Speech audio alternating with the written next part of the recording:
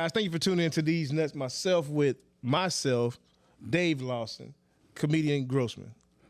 Y'all ain't gonna say hello? What's up, people? What's up, man? You got me thinking about some other shit right now, man. We're gonna talk about that. Man, people, what's happening? Good morning. We're gonna talk about that because we having a serious conversation, and you guys we switching the show up a little bit, but we're gonna talk about this. And I'm giving Grossmann some tidbits. I'm gonna say that in order to get to the next level. And all you guys who watch the show and support the show, we thank you for that. I thank you for supporting Dave. I thank you for supporting Grossmann. But the deal of it is, I believe Grossmann has the potential of selling out theaters versus the local clubs and doing these bar mitzvahs and all that stuff, birthday parties and all that. Don't be shitting on the bar mitzvahs. Yeah, they pay. Yeah, don't leave them alone. No, I'm just saying. Leave them alone. But I'm saying the deal of it is, like, he got to be able to take it to the next level. So, you know, we have a special guest that we're working on to come onto the show, and he's trying to figure out his schedule to get on the show when he gets to town. So, and we have another comedian we're going to interview the next couple of days who's opening up for this comedian. And the comedian has a night here in the city of Houston. He has a off night, like a Wednesday night. And then he's opening up for the major comedian on, we believe, Friday, Saturday, and Sunday. And I'm giving Grossmann some tidbits to say, hey, bro, I'm going to ask this comedian that's opening up for this comedian, can you come on the show? And of course, he may not pay him to come on the show, but it's not an opportunity where he ought to look at it the fact of, I ain't going if I ain't getting paid. That's what he's saying. I ain't going if I ain't getting paid. And I'm telling him, bro, you can't look at it that way. You may go up there and do 15 minutes. But the Grossmann that we know and love and he performs these magnificent shows, Dave's saying what I'm saying, he believes a good idea, but nobody's going to take a risk and deal with all this over here. And we saying that to a point to where you dealing with all this, it's a good deal with, but at the end of the day, when you open up for other comedians and stuff like that, they may not want to put him on the show because he's too much. He brings too much attention. He does a lot of things that people may say they don't want to look at the opener, or they don't want to look at the host, the main host of the show, but everything. But I'm telling him a way to work that. You finna say something, Dave? Go ahead. Yeah, because obviously we're talking about Grossmann, so he's going to get a chance to respond to what you're saying. Right. And I just want to clarify, because you said all that, and I don't want people to think, the nigga bring guns to the show. Or no shit like that. That ain't what they talk about when we say all that. They talk about what I was talking about when I say all that is that Terry is explosive when he get on that stage. Yeah. Yeah. And over the years, you'll learn, because I know when I first started, I thought if you was funny, that's all it took. Oh, you funny. Oh, put him on stage. You funny. That was the whole goal. Then once you get in this business, you realize it ain't all about just being funny. Yeah. It's got to be a fit too. Yeah. They got to feel comfortable. So a lot of comics who have made it, and I mean, this ain't naming nobody. This is a lot of people, and this is not a secret. People know this here, that they want to be able to come to their room, go in the green room, relax and chill, and know that on the stage, there's going to be some people that's going to be funny and keep the audience, even, ready, good enough to hold them. Then I'm going to come out here and kill. Yeah. Well, this nigga's a concern. Yeah, which he is. Yeah, because you're in there chilling, and this motherfucker done destroyed the room, and then, and this ain't all who he is, but I know a lot of comics. Put it this way, I had a comic ask me, I don't mention no names, I had a comic ask me, hey man, can you put me on a show? Because every now and then I put some shows together here in Houston, building an improv, and this guy was asking me to get on the show, and I kept turning him down. I finally had to tell him, explain to him, I said, I already got a couple coming on stage that use a lot of music. I can't have a damn orchestra going on. Right. You know what I'm saying? Right. If I got one coming and I know that they're gonna, and it's funny. He blends it in, he makes it, but I can't have a show full of music because for the ones who's not doing music, then their show is not gonna fit. Yeah, makes sense. It's not the stand up. It's not gonna fit because what'll happen is the audience will kind of start changing and gearing their thoughts to, oh, nigga, won't you get out there and do something like that? No, that ain't what I'm doing. I'm trying to talk to you. So bottom line is Terry brings a whole lot of energy, a whole lot of explosiveness to the stage. And a lot of times when I book him, Dave, let me host a show for you. I be like, no, Terry, because you're going to kill, but what about the other three guys I got to put on stage in order to keep the audience going. Now it's a drop off. So now, nigga, I need you to go last. Then you could jump off the roof with a match. I don't give a shit. But you ain't going first before this. And that's where the concern comes. And that's why a lot of comics may say, instead of me going through all that there, now let's just put that other guy on stage. I pretty much know how he's gonna be. He's gonna do this here, and I ain't gotta worry about that. Matter of fact, I can show up late. You have some headliners don't even show up to rest for time for them to go on stage. Yeah, that's true. But you know, it is what it is. It's a different game out there than what you thought going in. Yeah. So Grossman, what's your fit on it, man? Because I think in the end of the day, I believe in you. I believe what you can do, and I'm trying to find a way to at least give you an avenue to get there. Because I asked you a question: what do you want? Do you want to perform for the theaters, or you want to continue performing in these clubs and all that? And you said theaters, and I know I'm not your manager, wouldn't have been, but I'm gonna do everything I can to help you become that. So I'm telling you. And Dave, if you disagree, tell me you disagree. I'm telling you, we have this potential guest that's coming on. And I'm saying, bro, if we can work it out, you can go in and get 10 or 15 minutes. Because these people don't know who Grossman is, or they may know who Grossman is. You never know what can happen. Sometimes you may have to go do a show for free. And I know you're not doing nothing for free, but you're not doing it for free. You're doing it to get the exposure and then get the opportunity to open up for the main comic that's coming in this weekend. What's your take on that? Think about it, man. I have opened up for hundreds of people, and I have been fired from all of them because of my energy drive. So when my energy drive is so high, when I hit the stage, I don't see nothing but just jokes, me, and life. So it's like when I get on there, man, it's like, oh no, we can't have him this whole weekend. I ain't gonna say I've been on shows with a whole lot of comics. They be like, man, you just need to do your own thing because man, your energy is higher than what we expected for our show for this weekend. Yeah. So yeah, I mean, it's like, and then when people come to me and say, man, excuse me, they say, man, tone it down. So you how should I say, disowning my character? Should I say that? Is that? I mean, you can say because that. You know, you telling me something that I don't normally do. Yeah, you don't. But for me to go up and do something for free, it's like, okay, well, I really can't. I'm past the free.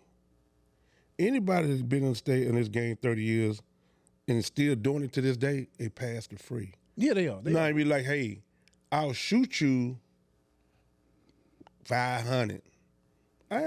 All right, cool. Shoot me the 500. But I ain't gonna take that 500 for no 8 shows. No. I understand. Because that's what you're saying. So if I go up on stage, I'm not saying that. Go ahead. If I go on stage that day for one day and they say we want you for the whole weekend, but we ain't gonna pay you. Okay, so this is the thing with it is if that did happen, which we know it ain't gonna happen, but if that did happen, it's never gonna happen. No, I'm saying, but if it did happen, and I ain't talking about the main person we talking about. Right. I'm talking about the guy we're gonna have on in the next couple of days. We're gonna have him on the show. I'm saying this guy seems to get shows at different places of what it may have been. It's not like that no more. No, I understand. I know, but let me finish what I'm saying. Okay. I'm saying this one time, if we have the opportunity, because I'm gonna ask him, say, bro, put one of my boys on your show. Okay. And then he may say, you know what you're gonna choose? No, but this thing, we already got that. You let us finish. Go ahead. If that's the case, and let's say Dave says, man, I'm booked. I got something else going on. Right. Okay. You are left that opportunity. Right. So at the end of the day, I know the boy's manager. I know his manager, and I know the one that represents the main guy we talking about. Right. He's going to be at that show. Right. And if he's at that show, hell, I'm going to call him myself. But that's the thing. I'm going to call him myself because me and him had a conversation about Derek. Me and him talking about Derek Keener. Right. We talking about putting some stuff together because Derek came to me and said, hey, bro, can you help me get a night at the Improv? Yeah, I can help you get a night at the Improv. Okay. So the manager, me and him was in communication. We still talk to this day. That's why I say I didn't call him. I reached out to the main character. He hadn't read my text yet, but I'm trying to make sure, hey, look, bro, we need to get you on the show. And if we lucky enough to get him on the show, that's cool. But the one that's opening up for him, which you guys just told me he opens up for him all the time, I'm going to ask him, can he come open up the show for you? And then he may say, I can't pay you, I may pay you, but I'm saying is look at the opportunity, the fact that you're going, if he doesn't pay you. You're not going to get paid. If he doesn't pay you, if he gets you on the show, but he say he can't pay you, Okay. I say take that 5 or 10 minutes to go on stage. And then at the end of the day, the Terry Grossman that everybody's used to seeing, you may have to tone it down just a little bit. Comedian Grossman. Comedian Grossman, I'm sorry. Comedian Grossman, you're right. With 2 N's. Yeah, he does it all the time. He does it all the time. You know what I'm saying? Because we talk all the time, so I know him as his legal name. Not the stage thing. Yeah. Let me interject because you kind of going back and over the same thing. He's giving you an answer, and you're not happy with the answer. I don't want to take it. You're not happy with it. I don't want to take it. You don't want to take it. I don't want to take it because the love I got from him, and I admitted it several times in the show. If I'm gonna pay to see somebody, I go pay to see him. If I didn't know him or what it meant, I go pay to see him. Okay, but let me just jump in, and we're gonna go back to the main man. Yeah. Typically, because I think you talk 2 different things. What he's saying is that, no, I got to get paid. I got to get paid. Now, let me show you the difference. Go ahead. Difference in comedy. If I happen to stop in there, see, because I got a lot of comics like that. You know, me and Bill like that. If I just stop in and say, what's up? Yeah. Bill say, hey, man, you want to go up? You go do some time? Cool, I ain't doing shit. I don't expect no money on something like that. If we just back here kicking it, and he gave you the stage, say, go on up there, man, do your shit. That's then different. you'll do it, and there's no money involved because I wasn't here for that. We were just hollering. He said, you want stage time? Go ahead, nigga. Then you look at that stage time as your pay. You know what I'm saying? Mm-hmm. I may meet some new people. I may get an opportunity. So I'm going to go on stage and go ahead. I ain't thinking about no money. Nigga, make me a drink, and I'm going up there. Right. But now, if people schedule you to be somewhere, now it's got to be money involved. Because now, listen, I've said this on numerous occasions. I've had comics ask me, hey, man, can you come by my show on Friday? Yeah. I like, no, because I ain't getting paid for Friday. I say, now, if I happen to, because I don't want to be on schedule. What if all of a sudden my wife say, hey, can we go get something to eat at such and such? You think I'm going to tell my wife, no, we can't go out to dinner, and I'm going somewhere for free? Mm-hmm. So I got to be like, hey, man, if I stop here, I'll hop on stage. Matter of fact, I've had a comic ask me to come here to the Hive. And I said, hey, man, if I'm not doing nothing on Wednesday night, I'm going to come up there and pop on stage for you.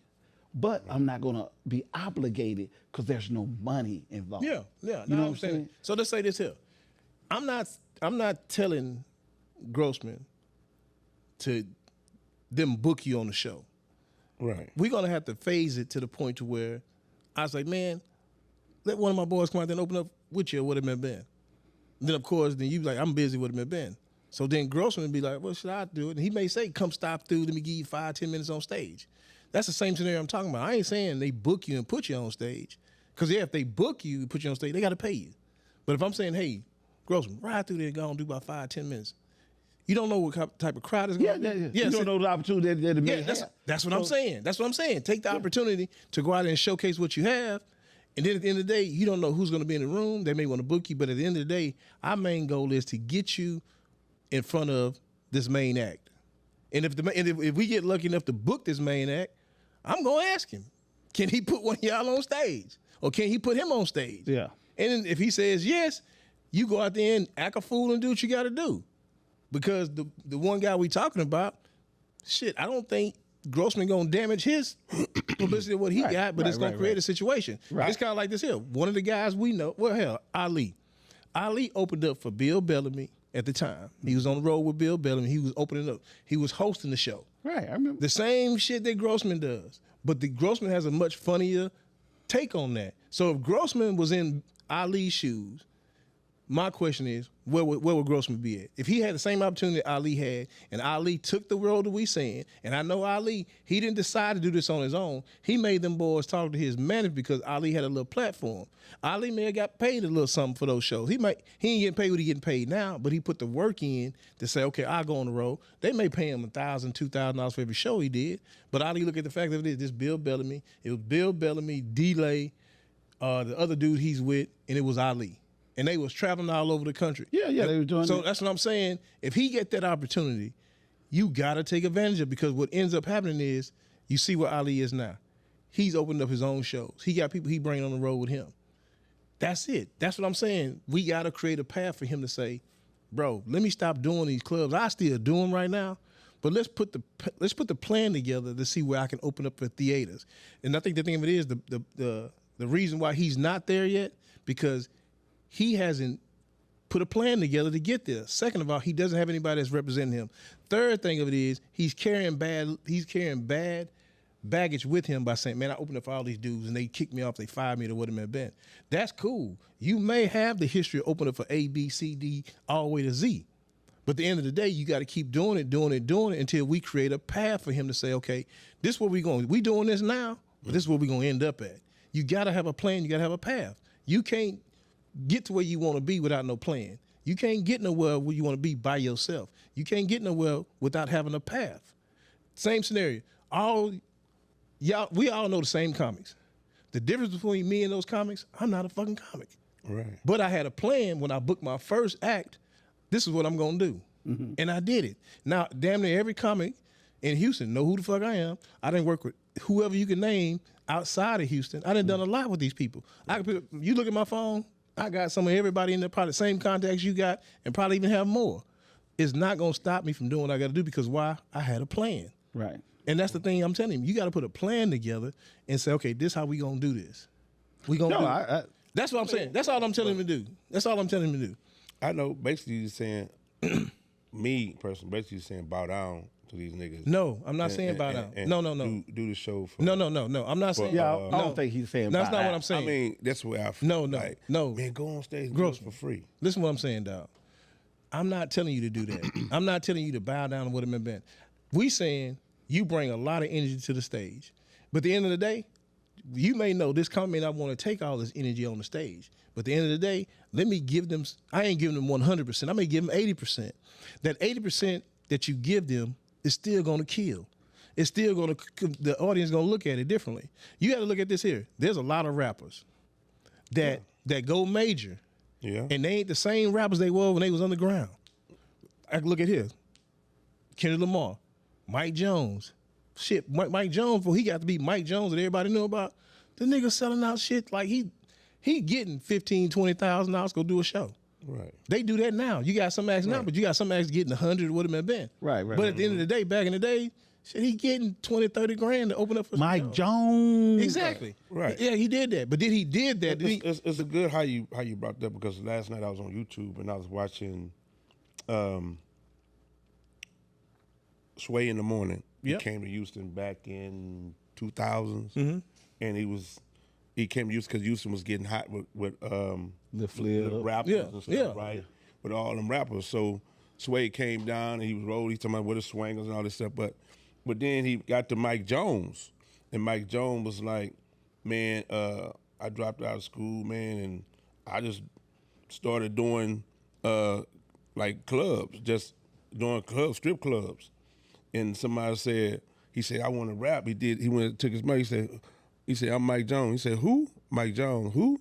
And that's what stuck in his head. Yeah. So he put his phone number on his shirt, on the T-shirt. He would ride around his phone number on his T-shirt, and he said he would get over 20,000 calls a day. Yeah. So just off of that, Mike Jones, who? But that's like, rappers are totally different from comics. No, so let me stop you there. Last week we had a show where we was talking about comedians, and when the comedian gets up here, he comes back to his gang and say, I'm gonna throw the ladder down to pull you up. Yeah. We use that same reference we talking about rappers. I got that from rappers. So rappers, it's a gang of rappers, but one rapper takes off, he throw the ladder down to get somebody else. That's the same process comedians do. Y'all may be too different. Y'all may be in two different industries. Yeah, but y'all both in the entertainment industry. Y'all entertaining people the whole 9 yards. And I think the thing of it is, in Grossman, I think you really got the point to where you've been doing stuff your way for so long, you don't want to hear another way. And I think the thing of it is, and I think for people who elevate to another level, you can't continue doing it by yourself. It got to be to a point to where you get somebody, you trust that person, and then y'all mapping the plan out for you to go to the next level. I've had people come up to me, No, but so they this be thing. full of shit. So this thing. So I just keep it moving. You sound bitter. Yeah, that's the thing. No, seriously. No, Grossman, this is what I'm You come saying. across as a bit bitter. Yeah, but I'm telling you. Man, I've been in the game forever. Grossman. No. Yeah. So I mean, oh man, I'm gonna manage you. I'm gonna see you. Okay. The next thing you know, How are you gonna manage me? How are you gonna? So this is the thing, Grossman. Let me ask you this then. What? If a good manager came to you, Right. and this If they're good, man, I'm glad you said good. yeah, a good manager come to you, he comes to you, and trust me, I would do the same thing if I was Grossman. If somebody came to represent me, You right? let me see your resume. Let me see what you have done. See what you done. Exactly. So Yeah. that's the thing. So this is the thing. Yeah. You took these deals with these other people because why? You didn't check their fucking resume. Pretty much. That's the thing. So you can't blame them. You got to blame yourself. And at the end of the day, you got to be able to see. You got to be able to hear a good pitch.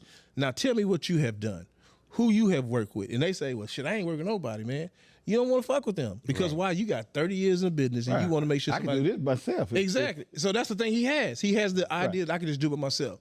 You know what I'm saying? I'm your homeboy. I ain't trying to manage you because I don't want to be on the road chats and all that shit. I ain't got time to do all that. The deal of it is, but I'm going to tell you some good advice that I see that comes to me. Bro, this may be an opportunity to do something. It ain't going to be just an opportunity for you. It's going to be an opportunity for all of us because we take this first person that's opening up for this person. We may look at that, this somebody we all been knowing for 30-something years. But the deal of it is, he has a stance that we can tackle into to the main comedian and get it, go to another level. I just think that's what it is. And I believe you should think about it and say, okay, hey. But in the day, if you don't think about it, when he come on the show, I'm going to ask the motherfucker. Yeah. Well, see, I'm going to ask him. the thing is that we've been doing. Me and him been doing it. I seen him early, so he got about a year on me in the comedy game. I remember when I saw him perform, but still relatively around the same time. Now the thing is that I just retired, and I know I need some help. Yeah. But it's not with the stage. You're like, Terry don't need no help on the stage. I don't need no help on the stage. But that other shit we need help with. Like you introduced me to this girl I was gonna do. And I'm gonna end up working with her. I just got to make sure I got everything lined up because I just retired. You got to make sure the mortgage is paid this month before I start. Yeah, And that's my point. Only thing I do is comedy. That's all I do full time. And then Centerpoint, they come every month and they don't miss a day one. No. When they come, be like, yeah, you got that little bread. I'm like, man, I did this show for free. But then next show I got you. Click. No, I understand. So bottom line of it is we ain't gonna talk about it no more. We're gonna let it be. But I'm gonna tell you what I'm gonna ask to do on the show. Okay. Can my boy come out there and open up for you, man? See, not open up for you, but let him get a spot on the show. Invite if he comes out, can he get 5-10 minutes on stage? I'm gonna ask to do that. And if he say, yeah, he come out, I'll give him 5-10 minutes, and then I'm gonna leave it in your lap. But I'm definitely gonna I don't have it in me to tone down. I just don't. I do, but I don't. Well, I didn't once watch this here. Not saying it, but if you let a retarded nigga go outside by himself, what he gonna do? Act retarded. Act a goddamn fool. He going in the middle of the street going crazy. I'm gonna die. See, we just got censored. Yeah, we did. I'm just saying. We just got censored. So you start doing that. He tell the truth, man. I'm just speaking on truth. I like to apologize on behalf of DeezNutz. Like saying it in a bad way, but if you let somebody like, okay, all right, just say, all right, let's change it. Just say, somebody get out of prison. They ain't, you know what I'm saying? They've been in prison all their life. They get out of prison, they be like, man, I don't know what to do out here in these streets. I don't know what to do. What they gonna do? Fall back to what they do. No. So this is the thing, though. So I'm gonna give you, this is my answer to that. My answer to what you just said is, y'all two different people. Just like the rappers, you said we two different people, man. You different people, but man, this the thing. I'm telling you, bro. I'm telling you, bro. The game in this here, bro. Man, this the thing has changed. I know it has changed, but this the thing. You comparing yourself to a retarded nigga. You hold on. You comparing yourself to a nigga just got out of jail. On stage, No, I understand. Listen, I understand that, Gross. I'm retarded with this shit. I understand that. So dog. I understand that. Like, Look, okay. All right, part you said you let a wild dog out. You let a wild dog out the cage. He ain't never been out the yard. You let him go free. So this the thing, though. Eat a nigga ass. This the thing. You'd have been retarded, a prisoner, and a dog. Yeah. This the thing, though. So this the thing, though. Guess what? All of it. All of it ain't no good. But this the thing, though, dog. So this the thing. So yeah, exactly. All of it ain't no good. All three of them motherfuckers need to be put down. Just like Dave got a joke. He got a joke about when he was with he was in the house. And they had the girl over until the dog let the gate open, man. Leave the gate open, man. David there getting the coochie. David there getting that coochie good. The dog in the window barking, boo. Oh, yeah, you in there fucking, huh? Hey, won't you leave the gate open? Let me get some. That's a whole joke. That was my favorite joke. He said, man, leave the gate open, man. Let me get one of these strays or something out here, man. God damn, man. My dog was barking. I was in there trying to give me some ass, and the dog just started acting a fool. I said, "See about in that backyard? No, nigga, ain't nobody back here but me. Open the gate, and let me get a bitch." Hey, man. Open this gate, man. Let me get some ass too, man. God damn, man. He said, when he said, man, I don't give a damn what. Let me just get one of these strays out here or something, man. That's just like, man. Well, I'm just telling you shit, dog. I think the thing. Just kidding on all this. I think the thing that we need to do is we need to put a plan together for you, dog. Because I'm telling you, I would hate to see Let's you. put a plan together. I'm with putting the plan together. Well, okay, this is the thing. Okay, thought about that damn dog. I thought about that dog.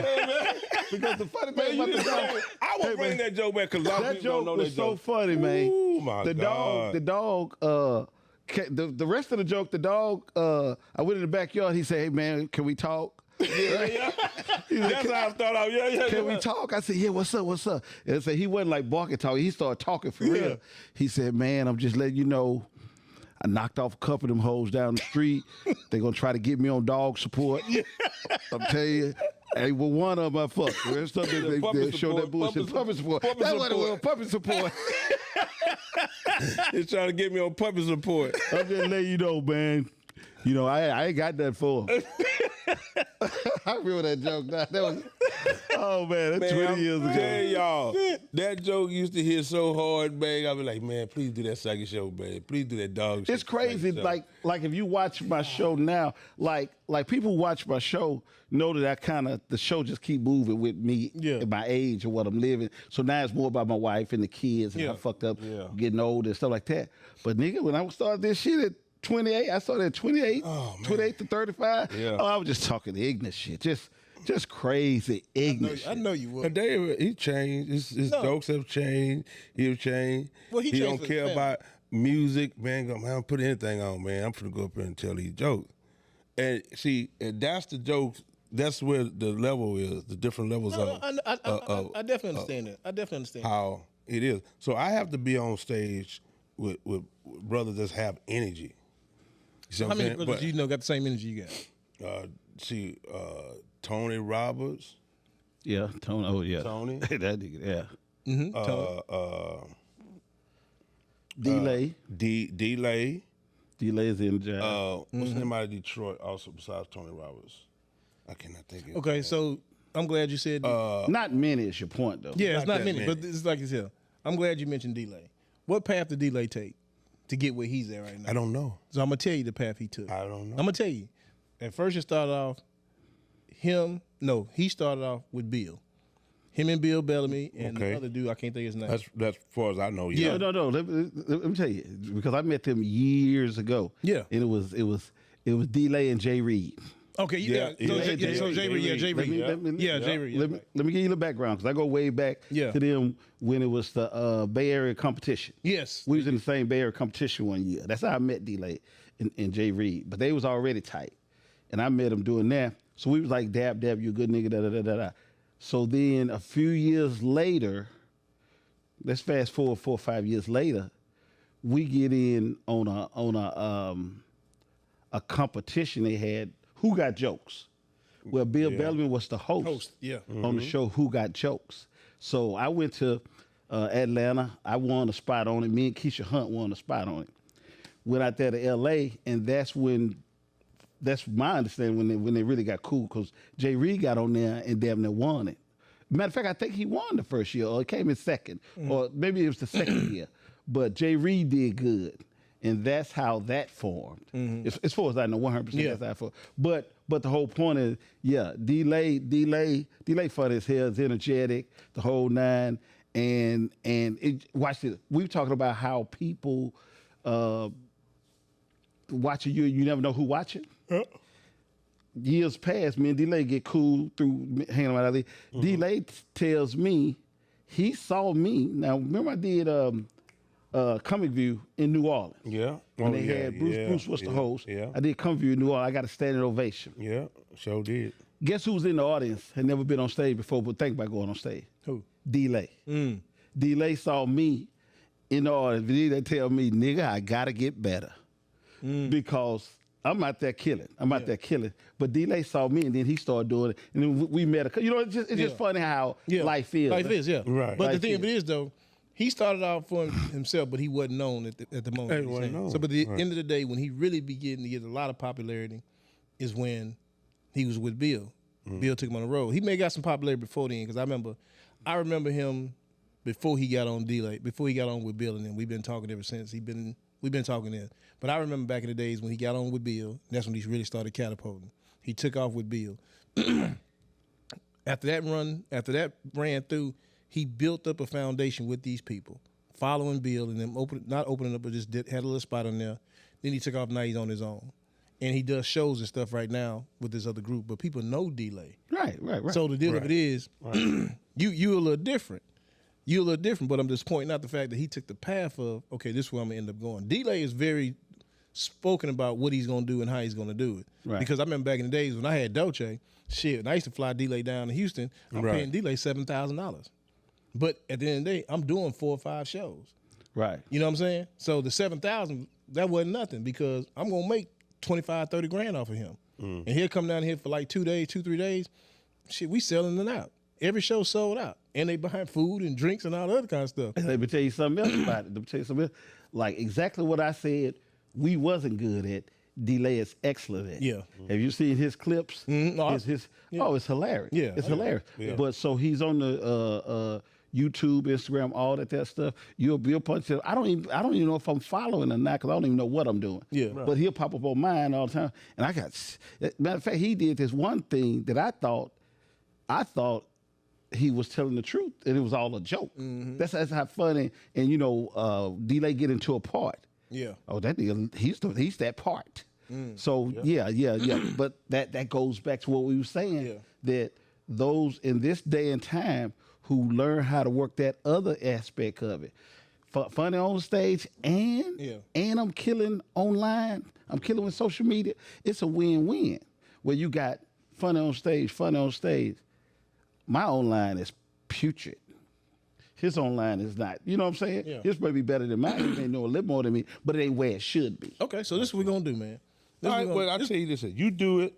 We You gonna make do it happen. I'm going to show you. So I'll show you. I can show you, but I can tell you. No. It's not about showing me. It's about the fact you that need to see it. No, that's what I'm saying.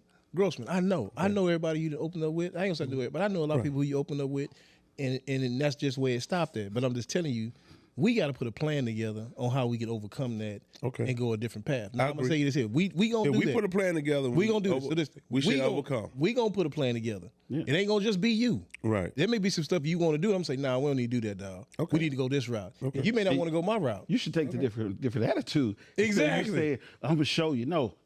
Say you show me. Yeah, exactly. That's what I'm saying. You show me, not you show him. Yeah. So you don't have to show me. I mean, it's just like, I understand what you're saying, Dave. But you don't got to show me nothing. You don't got to show me nothing. A person that's been on his own for so long. Yeah. That's what comes out of my mouth. What is not that? saying that you got calluses. You got calluses. You're going to have to go get to like a nail shop and let them trim that shit down. I'm just telling you, got some calluses. This is what we're going to do. This is what we're going to do, bro. we going to work this thing together. We're going to work it together. We're going to put a plan together. Pick up a skillet. Yeah, shit. You stupid, man. No, we're going to put a plan together, Gross.